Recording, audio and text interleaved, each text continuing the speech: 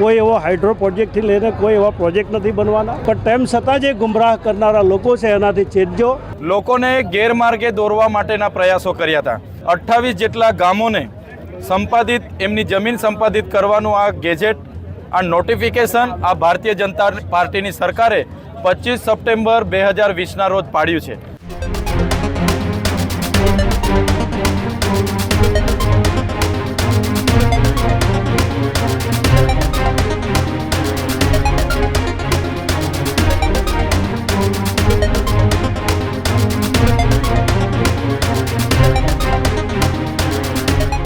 તરફ સમાચારોમાં આગળ વાત છોટાઉદેપુરની કરીએ તો છોટાઉદેપુર જિલ્લાના રાજકારણમાં મોટો ભૂકંપ જે છે તે સર્જાતો જોવા મળી રહ્યો છે। કારણ કે થોડા દિવસ પહેલા આદિજાતિ મંત્રી ત્યાં પહોંચ્યા હતા ને ત્યાંથી નિવેદનો જે છે તે આપ્યા હતા। નરેશ પટેલ કે ત્યાંથી એક નિવેદન આપ્યું હતું ને નિવેદન બાદ હવે ચૈતર વસાવાનું નિવેદન સામે આવ્યું છે ને એવો આરોપ લગાવવામાં આવી રહ્યો છે કે આદિજાતિ મંત્રી જુઠ્ઠું બોલી રહ્યા હોવાનો આરોપ ચૈતર વસાવાએ લગાવ્યો છે।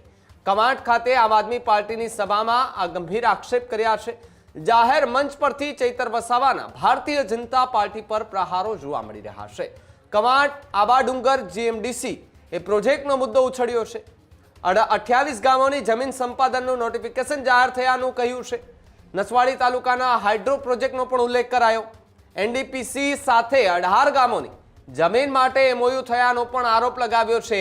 ત્યારે બંને પ્રોજેક્ટમાં આદિવાસી જમીનો લેવાની તૈયારી હોવાનો દાવો કરવામાં આવી રહ્યો છે। તમામ નોટિફિકેશન અને દસ્તાવેજો જે છે તે હાજર હોવાનું પણ કહેવાય રહ્યું છે।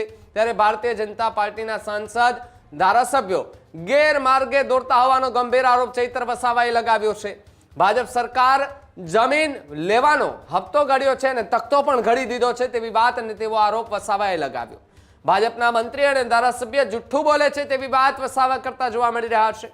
2 દિવસ પહેલાની મંત્રીની પ્રેસ કોન્ફરન્સ પર ચૈતર વસાવાએ સવાલ જે છે તે ઊભા કર્યા છે। ત્યારે ચૈતર વસાવાના આક્ષેપથી રાજકારણમાં હડકંપ જોવા મળી રહ્યો છે। ત્યારે છોટાઉદેપુર અને આસપાસના વિસ્તારોમાં ચૈતર વસાવા સતત ને સતત પોતાની સભાઓ ગજવી રહ્યા છે।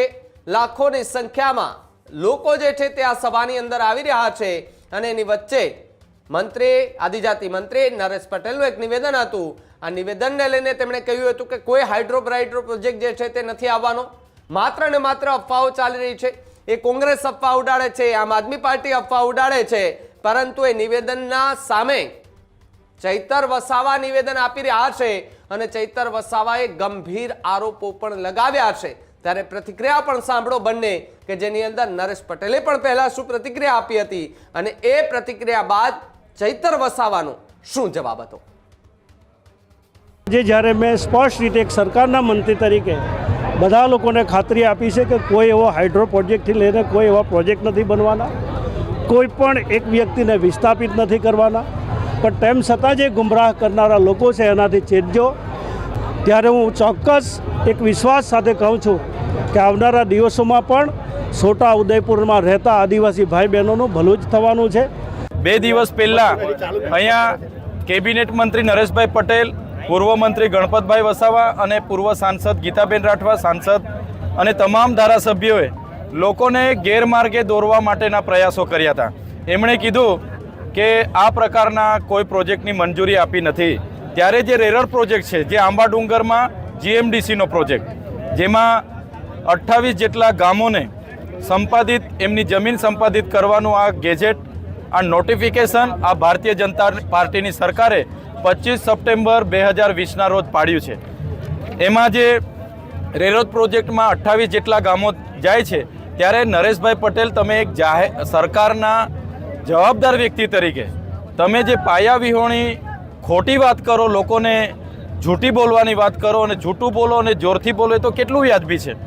અને એ જ પ્રકારે તમે એનટીપીસી સાથે તમારી સરકારે હાઇડ્રો પ્રોજેક્ટ માટે એમઓયુ કર્યા છે, એમાં 18 ગામ જાય છે। ત્યારે એ પ્રોજેક્ટની પણ તમે કહો છો કે એવી કોઈ પ્રોજેક્ટ નથી થયા, તો આ એમઓયુ તમારી સરકારે કેમ કર્યા અને એનું સર્વે કેમ કર્યું? એમના સર્વે માટે કેમ તમે પોલીસને, કલેક્ટરને, એસપીને મોકલ્યા? એટલે આવી બધી વાતોમાં લોકોને ગેરમાર્ગે દોરવાના કામ એમણે કર્યા છે, જેના આક્રોશથી આજે હજારોની સંખ્યામાં એ વિસ્તારના આગેવાનો, વડીલો અને બધા જ લોકો ઉપસ્થિત થયા છે। તો હાલ બુલેટિનમાં અત્યારે બસ એટલું જ. વધુ સમાચાર માટે આપ જોતા રહો ન્યૂઝ રૂમ ગુજરાત, ગુજરાતનો ગર્જનાદ. નમસ્કાર.